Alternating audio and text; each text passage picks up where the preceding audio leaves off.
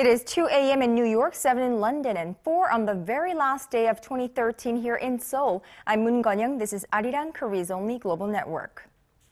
So here we are on the final day of 2013, and Korea's parliament has still yet to pass a number of key bills, including the 2014 budget bill. The bill needs to be approved by midnight, or lawmakers will have to draw up an unprecedented provisional budget. ARIRANG News Kim Hyun-gil starts us off. Parliament restarted talks Tuesday to pass not only the national budget for next year, but a series of other key bills. The national budget will be put to a vote at Tuesday's Parliamentary Budget Committee meeting before it goes to the National Assembly's plenary session. Earlier Tuesday, the ruling Saenuri Party and main opposition Democratic Party agreed to add a clause in the bill on reforming the nation's spy agency, which has been a hurdle in passing the budget. The bill bans National Intelligence Service agents from having full access to government offices, including media outlets, and it also stipulates penalties for any illegal activities performed by agents who are part of the psychological warfare unit. President Park Geun-hye has urged Parliament to pass the $340 billion national budget by year's end, because if it fails to do so, the government will have to put together a provisional budget which would severely curtail spending intended to boost Korea's economy. If this were to happen, the government could only execute mandatory expenditure, spend money on maintaining some public organizations, and continue previously approved business projects. Such spending accounts for around 40% of the proposed budget. Kim Hyun-gil, ARIRANG News. Now on to the nationwide rail strike that gripped Korea for over 3 weeks now. Well, that is officially over, with thousands of striking workers having returned to their posts earlier today. Kim Hyun-bin reports. Watchers are hailing President Park Geun-hye and her administration's adherence to the law for resolving the rail strike in the manner in which they did. After 22 long days for the nation's commuters and companies alike, striking core rail union workers returned to work at 11 a.m. Korea time. Union leaders promised to call off the strike Monday after the country's two main political parties agreed to form a parliamentary subcommittee under the Transport Ministry. The first subcommittee meeting Tuesday will focus mainly on ways to enhance the management of Korail without privatizing part of its KTX bullet train service. Union leaders have pledged to be actively involved every step of the way. We will be actively involved in the new subcommittee to guide it in the right direction, and we will share the process with the public to enhance our public railway system. The formation of the new subcommittee was one of 5 changes the union asked for during talks with management last week. The union said the government's plan to form a subsidiary to run a new KTX line was actually the first step toward privatizing rail services in the future, something the government still denies. The parliamentary committee will be made up of an equal number of members from the two main rival parties, but it will be headed by a ruling Saenuri Party lawmaker. The rail strike is now over, but officials say it will take about 1 week before rail services return to normal. Kim Hyun-bin, ARIRANG News. And we've just gotten word that several of the 35 union leaders who were wanted for arrest by the local police turned themselves in, which is less than an hour ago. And we will bring you more on this latest development in our next newscast. Meanwhile, President Park Geun-hye says she'll continue her push to normalize the abnormal practices in society in 2014. Now, during her New Year's address to the nation this Tuesday, President Park called on the public to join in the government's efforts to open a new future for the country that's aimed at making each and every person's life happier and more abundant. Now, she pledged to focus on revitalizing the economy and stabilizing people's livelihoods. On North Korea, President Park reiterated that her administration will maintain a firm security posture and crisis management system in preparation for any possible provocation by the North and lay the foundation for a peaceful reunification of the two Koreas. Well, there are signs that North Korea could once again threaten South Korea just after an annual military training exercise between South Korea and the U.S., which is set to begin next March. The Seoul-based Institute for National Security Strategy says there is a high possibility that Pyongyang could attempt a 4th nuclear test or launch another ballistic missile following the annual Key Resolve and Full Eagle drills. Now, the institute adds that the North could set off provocations in order to strengthen its internal unity, which could have been affected by the execution of Chang Song-taek, the once powerful uncle of North Korean leader Kim Jong-un. In response, the South Korean military said it was ready to retaliate if provoked. Pyongyang just recently dispatched 60 attack helicopters and 200 pieces of heavy artillery to islands near the western maritime border to strengthen its defense capabilities.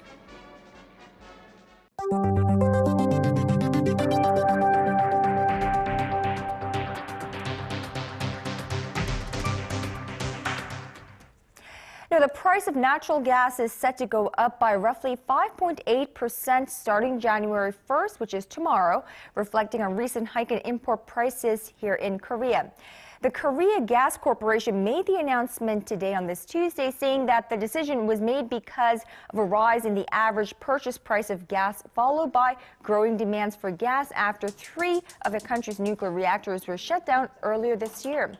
Well, the price of gas for households will go up by 5.7%, translating into an additional $4 per household per month. The industrial sector will see a 6.1% increase and the service sector a 5.5% hike. This is the third time this year gas prices have gone up after the surges in February and August. Let's now take a closer look at how the global economic conditions affected Korea in 2013. When we look back over the past 12 months, we can see the strong reemergence of 2 consumption behaviors. Our Connie Kim explains. Korean society has entered a slow growth stage, and in 2013, that was accentuated in 2 already existing consumption patterns that came to the fore. As a response to the slow economic growth, consumers are purchasing low-cost everyday products, while at the same time spending more on goods that reflect their tastes and interests. The Korea Trend Research Institute included budget phones and less expensive convenience store brand products on its list of 2013 hit items. Budget phones targeted the niche market of customers who only wanted the basic functions of a cell phone, while the convenience store brands targeted consumers looking for bargains. I usually purchase convenience store brand snacks and coffee. I buy these products because they offer a wide variety, lower prices, and are high quality. However, on the other hand, individuals showed a different purchasing trend when it came to small luxuries, including desserts, liquor, and premium perfumes. The luxury trend has become widespread, and consumer purchases of small luxuries have become even more popular because of the relatively low cost. When it comes to home appliances, consumers prefer to buy multifunction electronic products such as refrigerators that preserve kimchi, make carbonated water and purify water, and air washers that also function as humidifiers and air purifiers. These new categories of appliances were popular as they reduce energy consumption and free up extra space.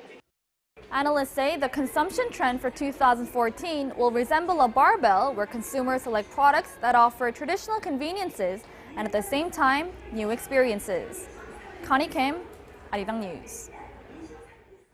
Now, the world saw burgeoning recoveries in most advanced economies this year, but these were counterbalanced by recessions in a number of emerging markets. Our Oh Jin-ju reports on what to expect in the global economy in 2014.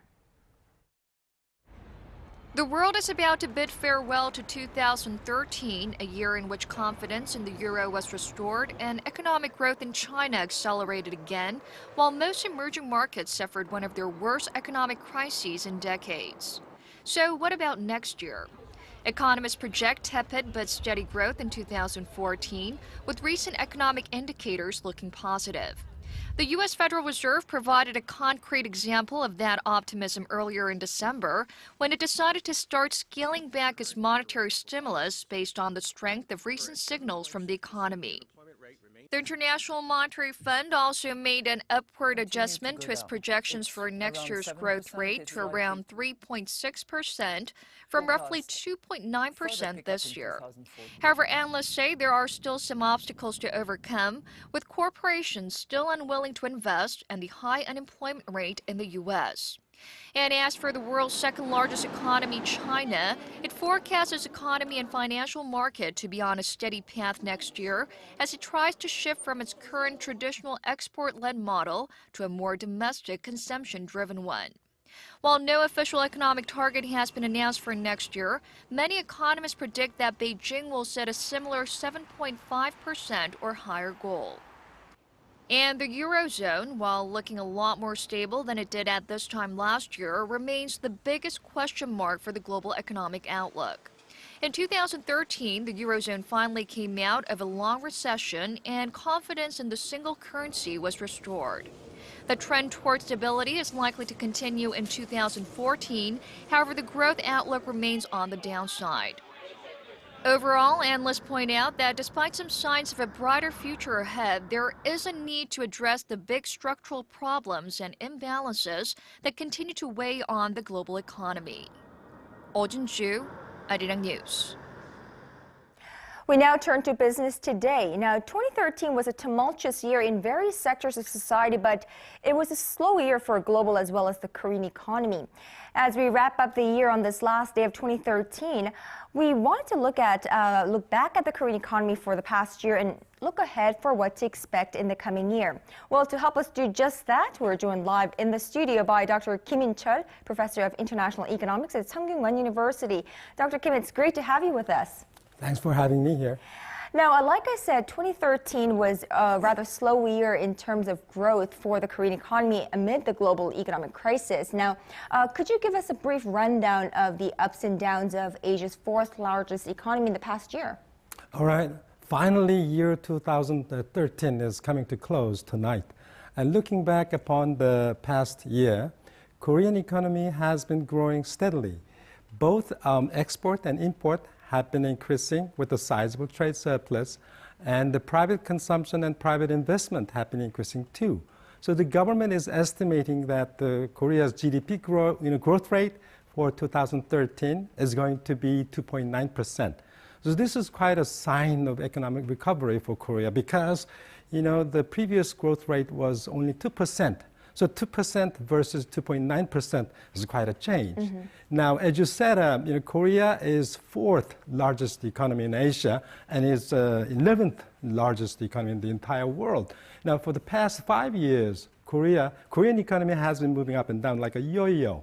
For example, because of the global financial crisis in 2008, the growth rate for year 2007 was 0.1%. That dropped to less than its half, 2.3% in the following year, and then it further down to 0.3%. That was record low, and fortunately it went back up way high to 6.3%, and then came down to 3.2%, and then down to 2% last year. So it's like moving like a yo-yo. So it's been moving quite a bit boom and bust. But as I see it, the IMF and other forecasting institutions project that the growth rate for next year is going to be 3.9%.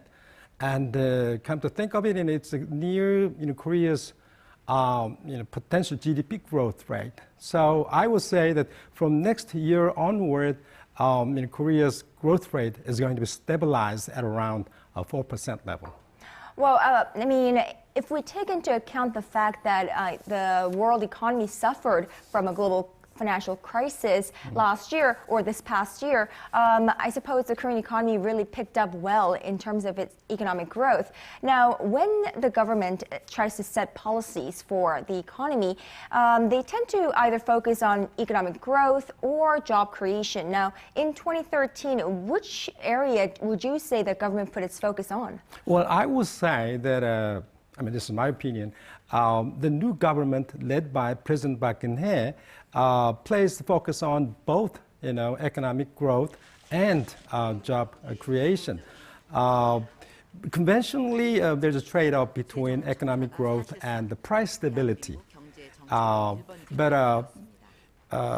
Because, expansionary policy, fiscal or monetary policy leads to some growth at the expense of some inflation. Now, the relationship between, say, economic growth and the job creation was positive. They tend to go together. But now the relationship between the two is not clear because growth fails to create new jobs and export fails to create new jobs too. So why? Because small and large firms, they all go out. Not all of them, but most of them, they like to go overseas for production, to save or to reduce their labor costs. So that's what's happening. Now, the government unveiled its economic policy goals for 2014 late last week. Now, it has apparently placed priority on economic revitalization and stabilizing the livelihoods of the Korean people. Now, does that mean the Korean government will place priority on economic recovery in the new year? Yeah, I mean, for any country, the prime objectives of economic policy are economic growth and price stability. Now, fortunately for Korea, price has been stable. For the past 5 years, inflation has been under 2 and 3%. And for the past year, the inflation even is under 1.5%. So price has been quite stable.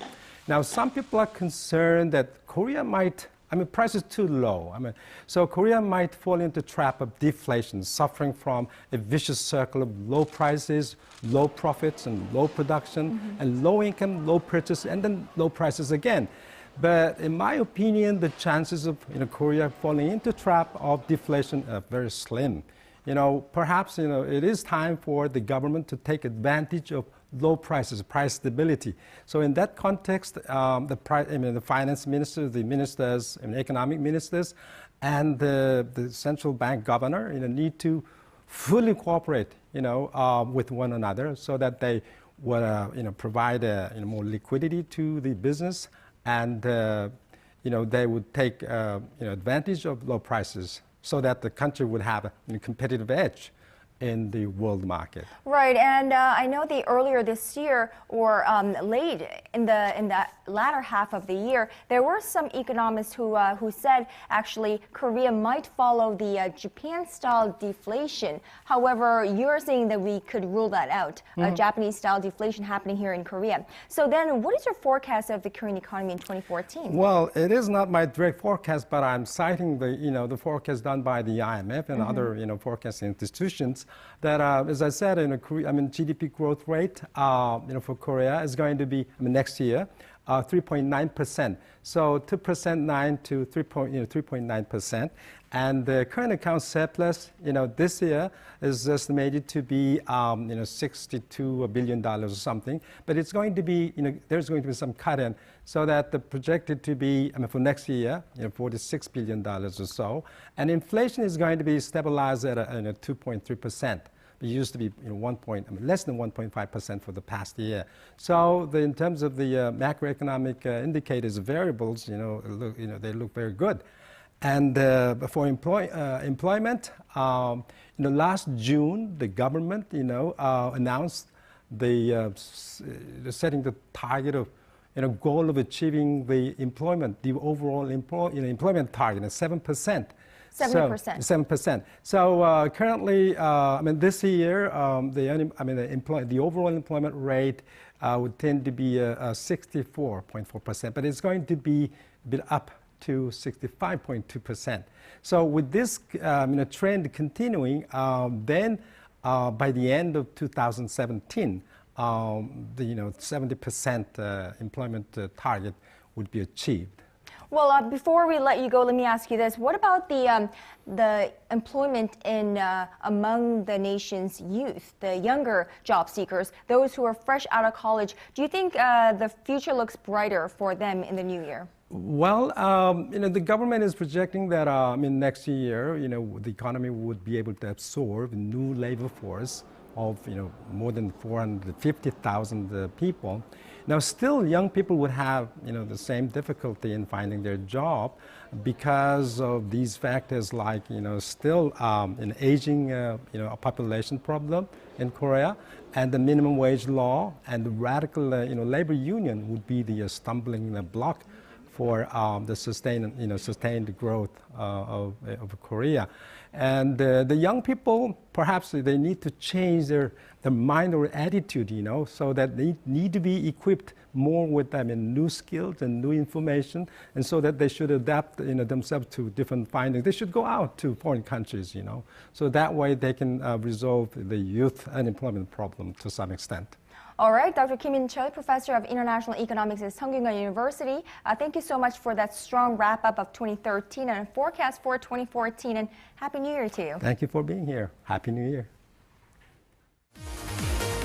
With rapid changes in the global economy, up-to-date business and financial news has never been more essential. See what's making markets tick around the globe. We speak to the experts and cover the biggest financial stories. North Korea provocation. Quite good. We received a lot of positive feedback, especially from those abroad. Well, as the year comes to an end, more people decide to share what they have with those in need.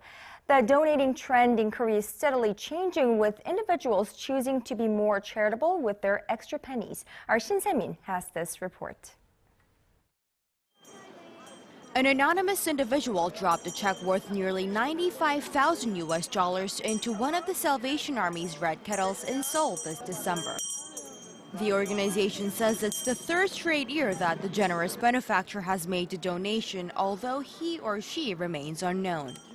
Although most of those donating money in Korea are giving far less than thousands of dollars at a time, the total amount being donated in the country has been on a steady rise in recent years. In 2011, a combined $10.5 billion was donated by businesses and individuals, with over 63% of that coming from the public, double the amount seen 4 years earlier. This thermometer in Gwanghwamun Plaza is part of the Community Chest of Korea's year-end fundraising drive that runs through Lunar New Year. And as you can see, citizens have contributed around $200 million so far, roughly 90 million short of the target amount. As for why Koreans are giving in record amounts, analysts say economic growth isn't the primary reason. When you give individually rather than in a group or corporate setting, it becomes a personal matter because the giver has the power and choice over the donation, and the receiver knows exactly where the donation comes from. And there is increased happiness because of the more personal for the both parties. A sentiment echoed by the warm-hearted individuals who are giving this holiday season.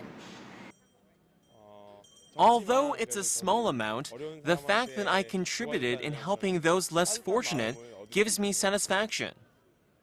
And it doesn't only have to be cash or coins dropped in a bucket. Individual donors in Korea are also encouraged to donate via the phone, credit card, and by wire transfer. Shin Se-min, ARIRANG News. Now, 2013 was a banner year for Korean cinema. The film industry here in this country reached some milestones this year, with record ticket sales and Korean directors entering the global market in terms of their film debuts. Our Son Jung-in gives us a roundup of the year in movies. 2013 has been a bountiful year for the Korean movie industry, with a record 200 million tickets sold. And behind this success were local thrillers such as Cold Eyes, Hide and Seek, and The Terror Life, which dominated the box office. Many moviegoers like to watch thrillers, but this year in particular, the movies that attracted them more had unique details and diverse actors. Movies about North Korean defectors such as The Berlin File, Secretly Greatly, Commitment, and The Suspect were also popular, with the defector storyline adding an extra element of suspense. I like the fact that the actors are all so handsome, and unlike some of the dark and depressing storylines I've seen in the past, these movies have some fun factors that made them more interesting. This was also the year of the re-release at the Korean box office, with local theaters offering screenings of classics Cinema Paradiso and Love Letter, which drew more than 20,000 moviegoers each, and Leon, which attracted 40,000. We couldn't really watch these classic movies on the big screen before, so it is nice to see them again in the theater. 2013 was also the year that major Korean directors made their Hollywood debuts, with Park Chan-wook's Stoker and Kim Ji-woon's The Last Stand hitting it big overseas. Rookie directors also made a splash at the cinema this year with The Attorney, Hide and Seek, The Terror Live, and Cold Eyes, each surpassing 5 million viewers. Hojung's Hide and Seek, Kim Byung-woo's The Terror Live, and Yang Woo-seok's The Attorney were all made by new directors working in different genres, and they are the sole evidence that Korean movies are becoming more diverse.